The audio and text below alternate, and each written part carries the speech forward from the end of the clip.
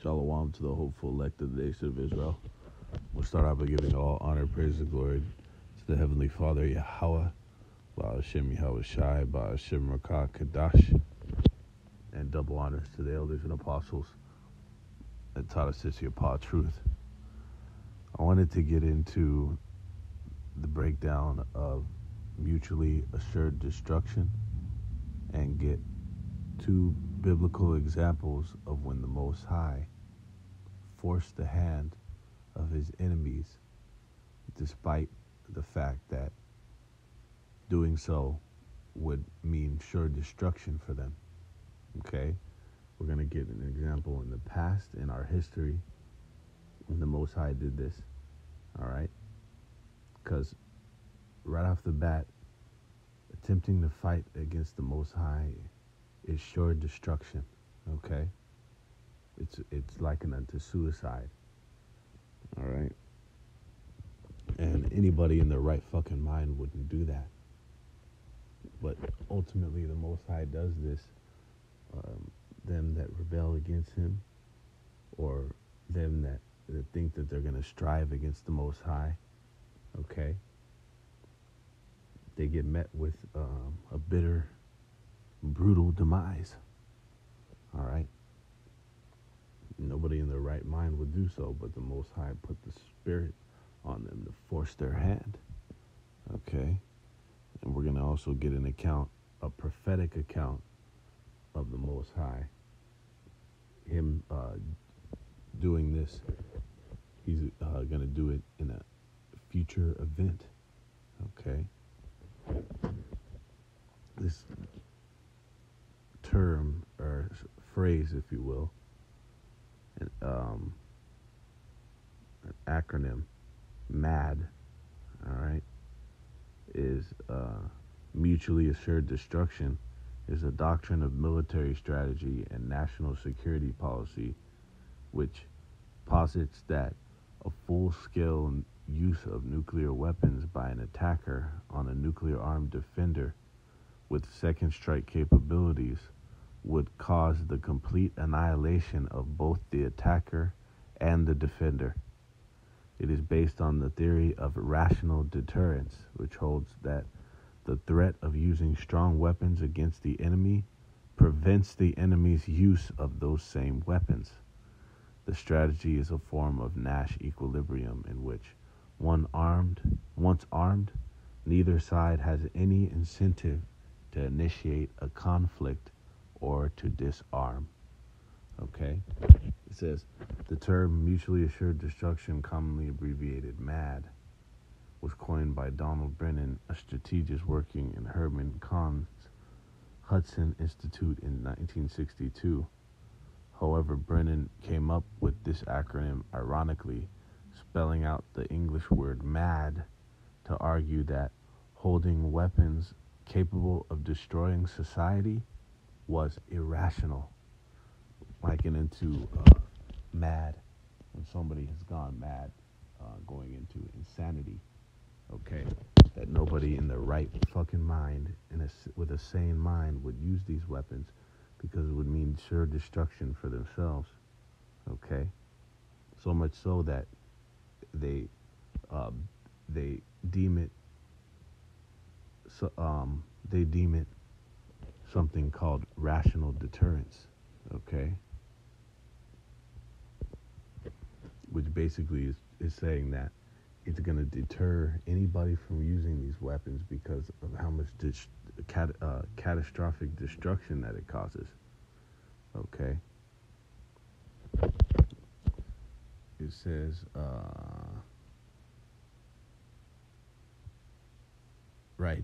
the strategy is a form of Nash equilibrium in which, once armed, neither side has any incentive to initiate a conflict or to disarm. All right? And we know all the prophecies, the precepts that reveal that these weapons are going to be shot, okay? That it's going to come down upon Idumea, all right? And it was actually already seen by the certain men of the Most High. He gave them visions, okay? John the Revelator being one, all right? To see this lake that, uh, the lake that burneth with fire and brimstone. Okay, this place, many land masses that are going to melt with fervent heat, primarily here in Babylon, man. Okay, so this is going to happen despite all their theories and fucking rationale on it, them never being deployed. Okay, so they're trying to say that that through this, that they're not gonna that it's not gonna go nuclear. All right, conflicts won't go nuclear based off this shit. All right, but you need to understand is that the Most High works in the minds of men. Okay, we'll start that up because we quote these scriptures as we do these vids, but it is beneficial to go into them. All right.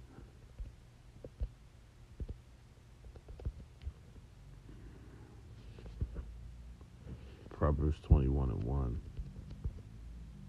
tells you that the king's heart is in the hand of Yahweh Ba'ashem Yahushai.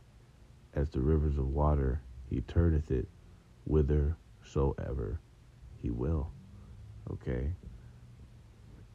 The king's heart is his heart is his mind. That Hebrew word lab. Okay. And in your mind is your seat of thought. All right. What a seat meaning the place of or the abode for,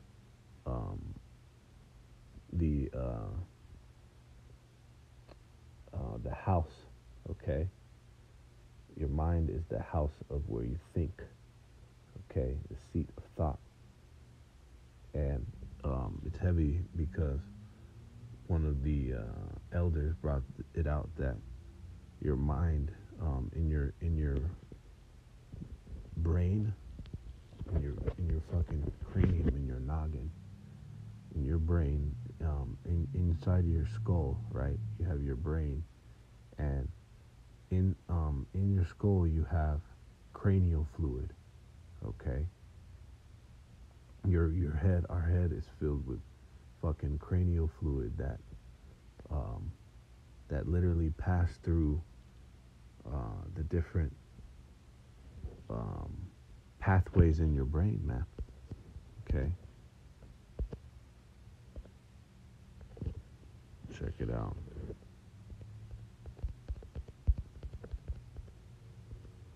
Cranial fluid. It's called cerebrospinal fluid. Okay. It's clear, colorless body fluid found within the tissue that surrounds the brain and spinal cords of all vertebrates. Okay. See, so you have this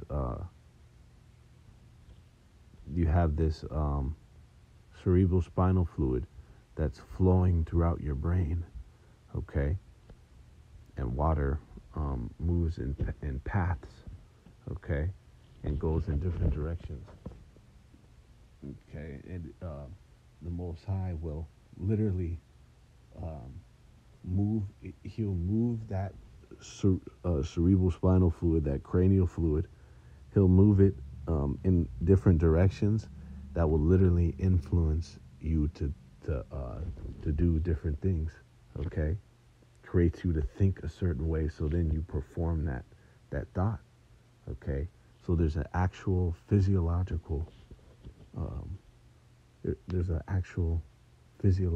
explanation. Okay, a scientific explanation for these scriptures, man. Like going into the intricacies of the law. All right. So the Most High moves them like a river. It says like a rivers of water. Okay. As the rivers of water, he turneth it whithersoever he will. All right. And you process your thoughts and shit like that in the frontal lobe. Okay. He'll move that cranial fluid around in your brain like rivers to get you to do whatever he will. Okay? Scripture talk about how the Most High mustered to the battle. Okay? So let's get these accounts to show you that the Most High is forcing the hand of man. Okay, this is in Exodus 12 and 29. It says, and it came to pass at midnight, Yahweh Ba'ashim Yahushai smote all the firstborn in the land of Egypt, from the firstborn of Pharaoh that sat on his throne, unto the firstborn of the captive that was in the dungeon, and all the firstborn of cattle. And Pharaoh rose up in the night, he and all his servants and all the Egyptians, and there was a great cry in Egypt, and there was not a house where there was not one dead. Okay, and it says to going down to continue, and he called for Moses and Aaron by night and said, rise up and get you forth from amongst my people, both you and the children of Israel, and go serve the Lord as ye have said. Also take your flocks and your herds as ye have said, and be gone, and bless me also. And the Egyptians were urgent upon the people that they might send them out of the land in haste. For they said, we be all dead men. Okay? So, after the Most High destroyed the firstborn in Egypt, okay, which is a devastating blow, if you can understand, if you can imagine, man. Okay? And now at that point, even after all these plagues, these destructive calamities that literally fucking that wiped out that kingdom, okay? That empire was going to be through already if they stayed to this state, even at this point, okay? But what happens? See, the Most High forces this man's hand, okay? Anyone in their right fucking mind would have stopped at this point, man. Okay, cut the fucking losses. What they can say, quit while you're ahead. All right, but no, if you quit while you're ahead, how much more when you're completely through? Okay, anyone in their right mind would have pumped the fucking brakes. But let's see what happens. Okay. We're going to jump into the 14th chapter. Okay.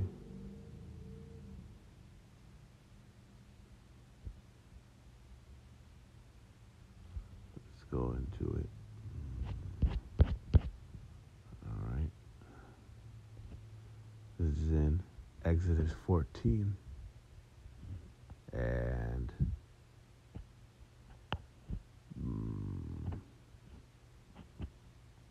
and 4, and I will harden Pharaoh's heart, that he shall follow after them, and I will be honored upon Pharaoh and upon all his hosts, that the Egyptians may know that I am Yahweh Ba'ashim Yahushai.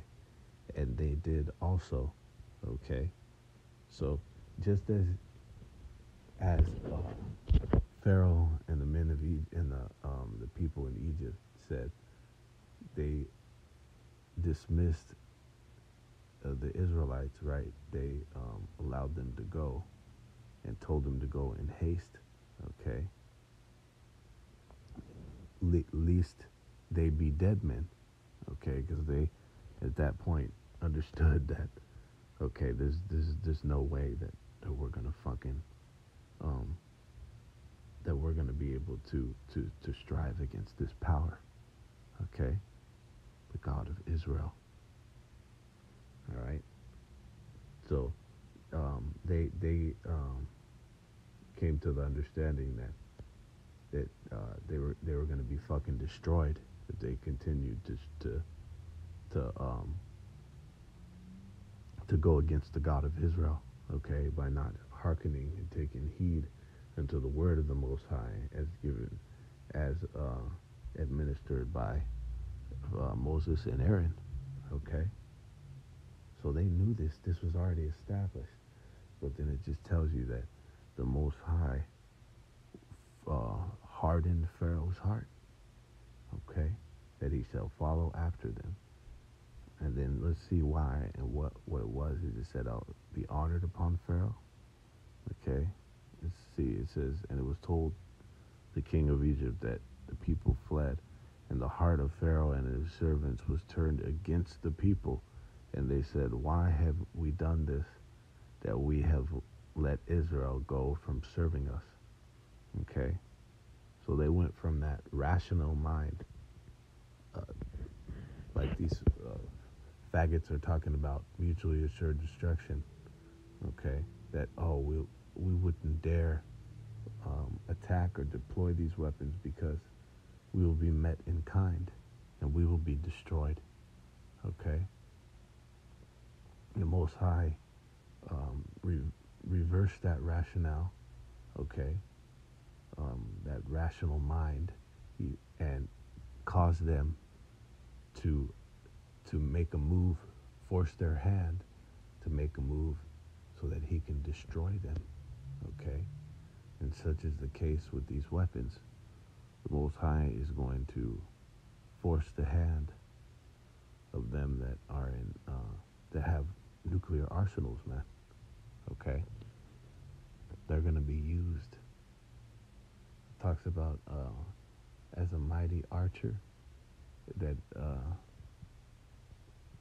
as an arrow that it can be turned back. Okay?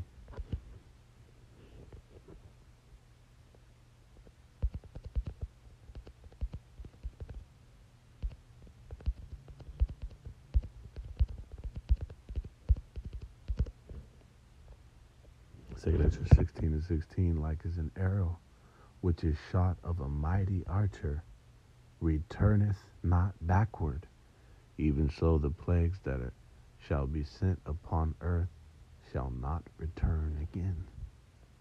Okay? So much so that this actually has taken place. Okay? We're going to jump back into the Exodus 14 and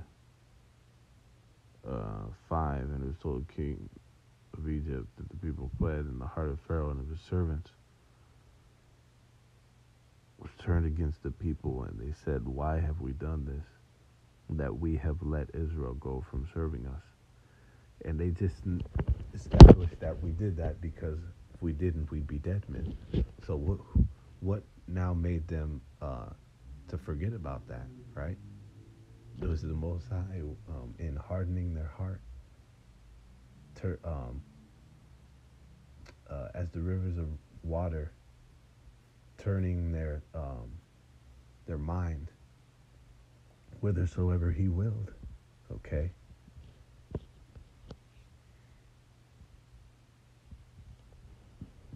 And at this point, because that was that was wisdom and discernment, to now say, okay, we better quit, right? And stay and let them go, all right?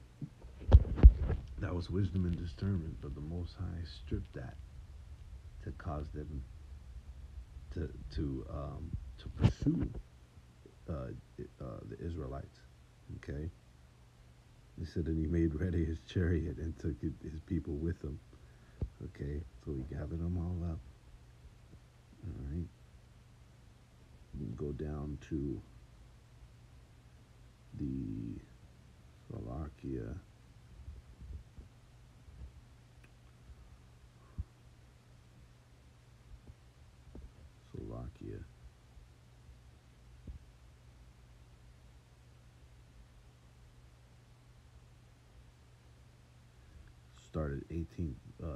Start up again in the 18th verse. It says, and the Egyptians shall know that I am Yahweh Ba'ashem Yahushai, when I have gotten me honor upon Pharaoh, upon his chariots, and upon his horsemen. And the angel of the Most High, which went before the camp of Israel, were moved, and went behind them, and the pillar of the cloud went from before their face and stood behind them. And it came between the camp of the Egyptians and the camp of Israel, and it was a cloud and darkness to them, but it gave light by night to these, so that one came not near the other all the night. It says, dropping down to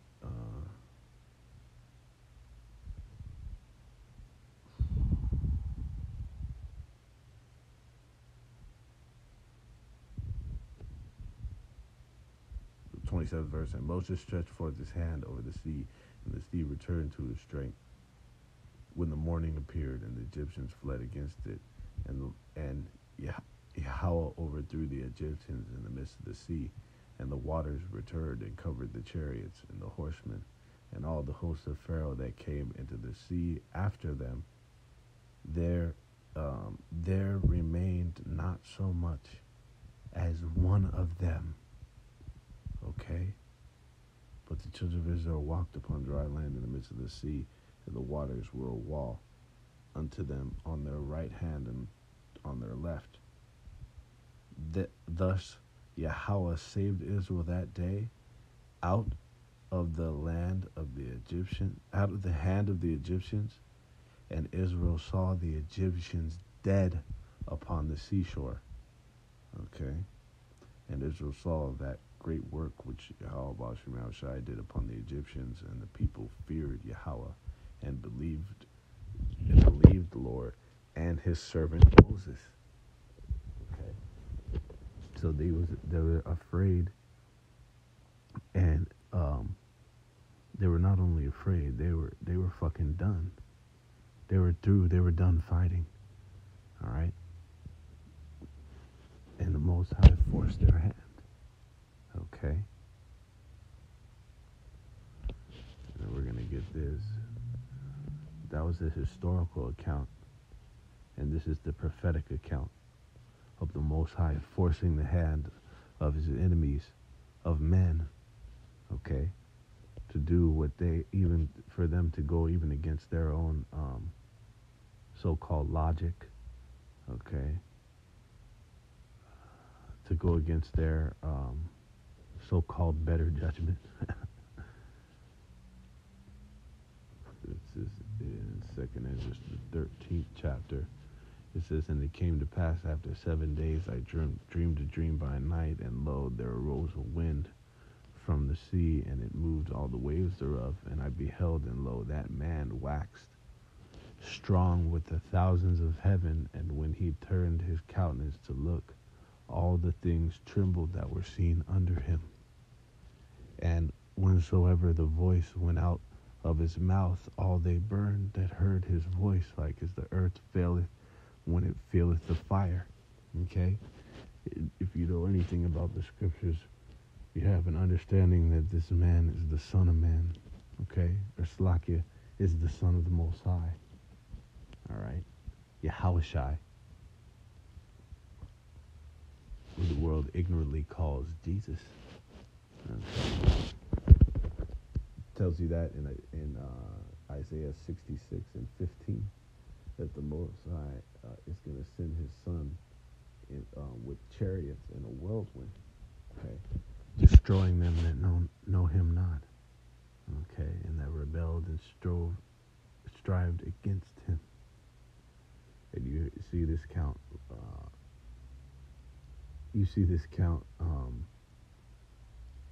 In several places in the scriptures. Okay.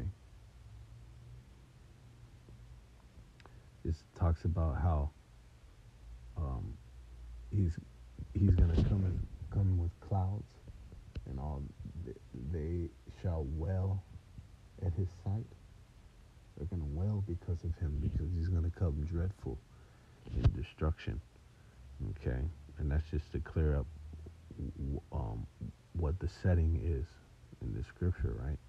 And it says, and after this I beheld, and lo, there was gathered together a multitude of men out of number from the four winds of the heaven to subdue the man that came out of the sea. And you can imagine when the Most High comes through on uh, what the world ignorantly calls a UFO, a massive UFO, okay? What do you think the world is, the people in the armies of all the nations of the world are going to attempt to do? All right, they're going to attempt to destroy him. Just like you see any type of alien invasion. Okay, an alien, you need to understand, an alien is not a green man. Okay, for the ignorance that is swept this fucking world. All right, you automatically think of a green man when the alien. When the alien only means a foreigner, it's all it ever meant. Okay, doesn't mean a deformed other planetary creature. It doesn't mean that. It means something that's foreign. Okay, just like a fucking illegal aliens. All right, it talked about us being alienated from the Commonwealth of Israel.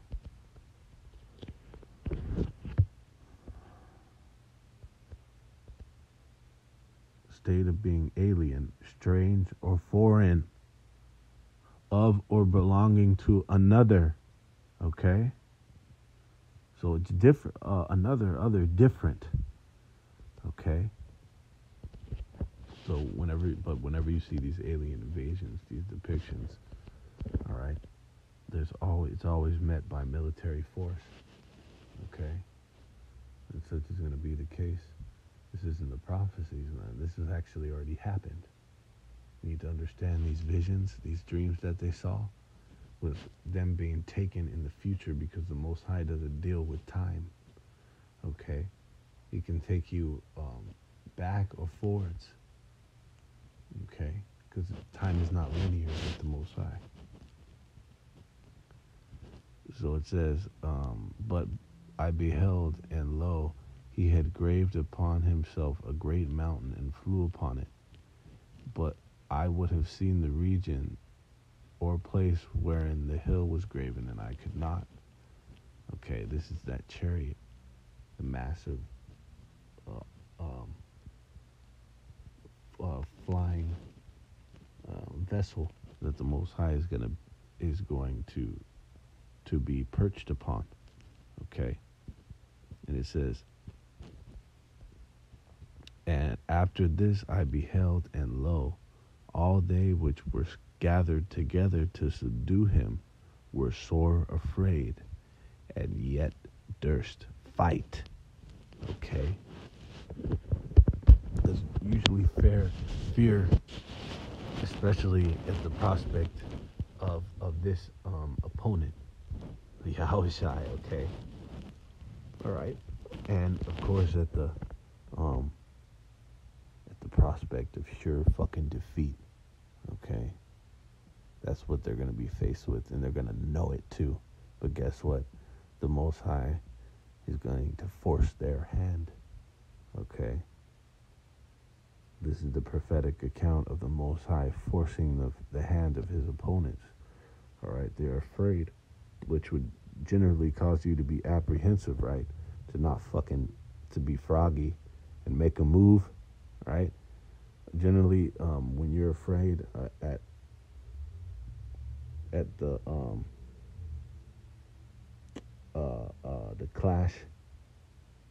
clash of battle, okay, or a fight, well, what do? You retreat, okay, where it would be fucking within reason and logic for them to retreat at this point.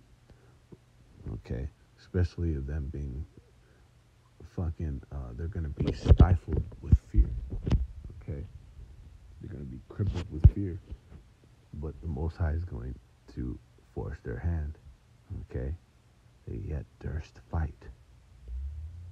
Okay, it says, and lo, as he saw the violence of the multitude that came, he neither lift up his hand nor held sword nor any instrument of war, but only I saw that he sent out of his mouth as it had been a blast of fire, and out of his lips a flaming breath, and out of his tongue he sent out sparks and tempest. Okay? And that's the Most High utterly destroying and decimating his opponents with chariot fire. Okay? So, despite the minds, okay, and this is actually something that they think that is a guarantee. These are guarantees that they've put into place of what they think which is a guaranteed deterrent to these weapons being used.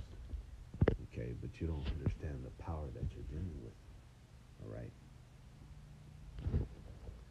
the power who's responsible for every last one of the maneuvers that you make, as the scriptures tell you that man's goings are of the Most High.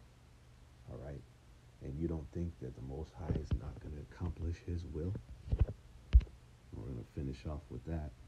This is in Isaiah 55 and 11. So shall my word be that goeth forth out of my mouth. It shall not return unto me void. All right. The Most High declared that the weapons of his indignation are going to utterly destroy and decimate the great Babylon. Okay. As well as these other targets, different nations and land masses the Most High has, and its targets that he has set up to destroy as well. Okay, it will not return unto him void. Like it said, as a strong archer, okay, the Most High is working in the minds of those archers. Okay. This is like to the Most High's army, okay, his armory, okay, it's likened it to his army as well, all right, and they will be deployed to accomplish their work, okay.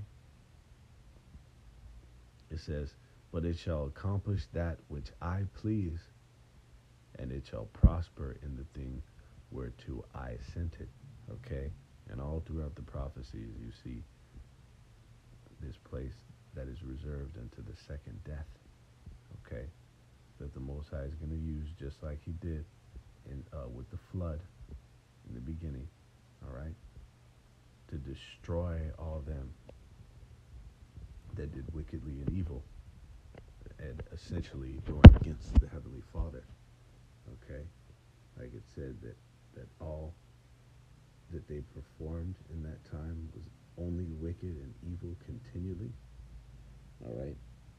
These are the weapons of the Most High's indignation. This is the engine by which, and the method by which the Most High is going to bring that fire, that second death, that purging of the filth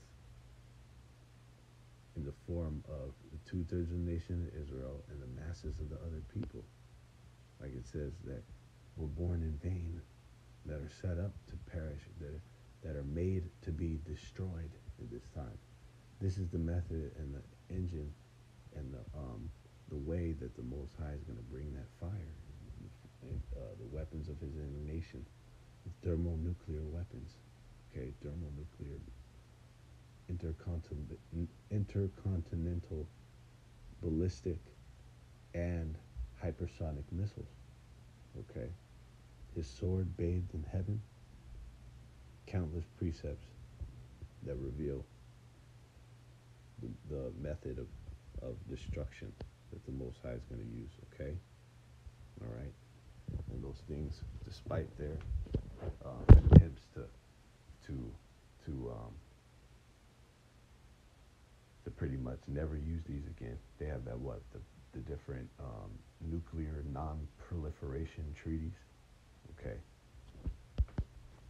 Despite all that, you still have not only these nations still proliferating the missiles, meaning still advancing them. Okay, for what? For for it to destroy. Okay, they're advancing them, likened it to Ezekiel 21st chapter. A sword is that being sharpened. These weapons are being continuously sharpened. Don't think that they stayed the same since the fucking sometime of the Tsar Bomba and shit. Which, look that up. It was to date, the most destructive missile test. Okay, the the destruction that it caused, right? Is it's basically no other detonation of a weapon has caused as much devastation. Okay, I believe they say it's the biggest missile test to date.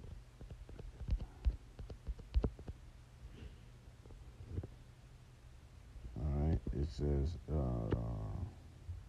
thermonuclear aerial bomb. It was the most powerful nuclear weapon ever created and tested. Okay, so because these other ones, they know that it's destruction capacity, and they can do tests on different scales. They don't have to fully detonate the shit, right? But this was the most destructive one that was detonated. Okay, and even at this time, this thing was extremely destructive, man. To wipe shit the fuck out, to utterly destroy land. Okay. Not to mention what they've had since then. This was in the fucking. What was this in, man? This was in the fucking 80s and 90s. Okay. When was the test? Fucking A. This test was in 1961, man. How many? What? 90 years? 80 years ago? All right. 40 plus 20, about Slovakia, 60 years ago. All right. And how much do you think technology has advanced? And so, how much do you think that technology has advanced since then? So that basically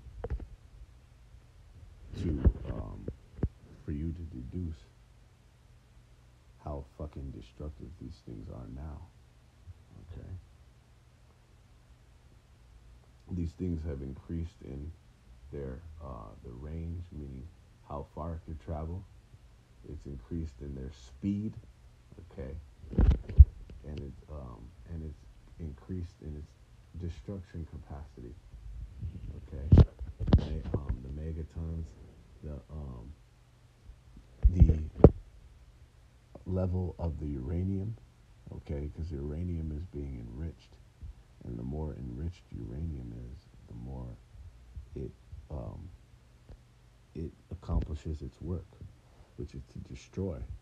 Okay, the destruction capacity is increased. Okay, and these things have been fucking souped up all the long.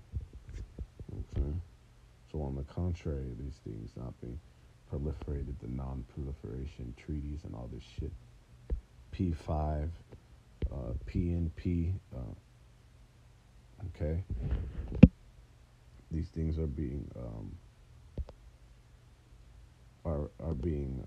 advanced, okay, to make a sore slaughter. It said, all right, the sword is sharpened and furbished so that it could make a sore slaughter, so that it could destroy more and slaughter more.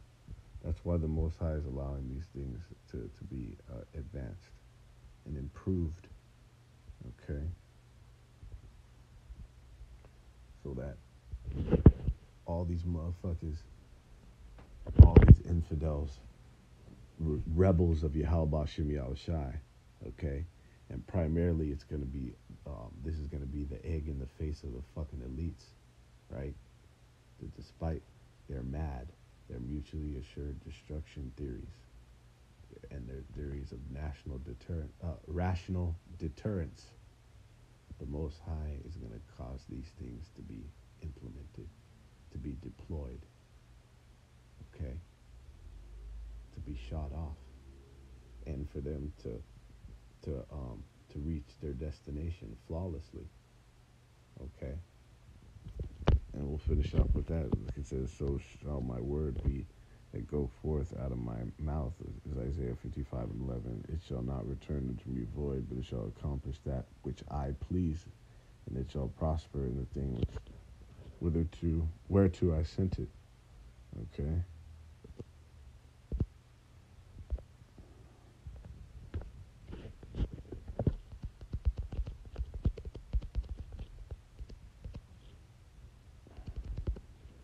This is in Joel 2:7.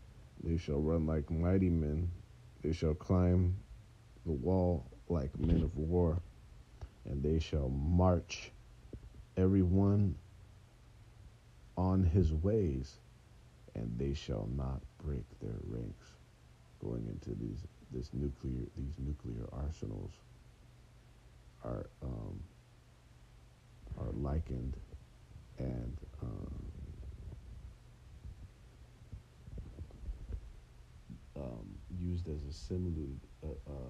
used as a similitude for an army. Okay, actual troops, which are in battle formation. Okay, which is otherwise known as ranks. Battle formations are ranks. All right, and metaphorical for them not falling out of formation. Okay, and what? And them not, and them all hitting their target, their intended targets. Okay, every last one of these missiles, all right, and warheads are gonna hit their intended targets. All right, not they shall not break their ranks. Okay, so on the contrary, from this man's mutually assured destruction theories, and really his fantasies and delusion, because this is the delusion that these won't be used. All right, despite and contrary to his theories and conjectures, the Most High is going to force this man's hand. Okay, Esau, Edom, and the other nations, but primarily the so-called fucking white man who's wielding nuclear arsenals right now. Okay, going into different European nations, America, so-called America, the Great Babylon, and fucking Russia. All right, the Most High is gonna force your hand, man. Okay, and accomplish His will to destroy utterly this fucking place and to root out wickedness from the earth. Okay, in this second death. All right. So with that, all praise, honor, glory to the Heavenly Father. Yahweh Ba'Hashem Yahweh Shai Ba'Hashem Rakah Kadash. Shalom.